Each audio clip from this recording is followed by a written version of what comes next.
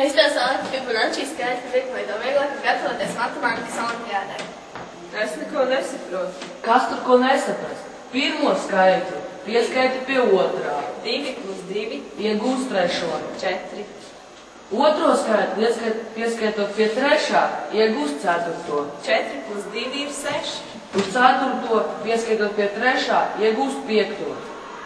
10. 10 plus 16 ir 26. 26 plus 16 ir 42. Un kā būs ar skaitļu virkni sāksies ar 1? 5 plus 1 ir 2. 2 plus 1 ir 3. 3 plus 2 ir 5. Un ko vēl veiks?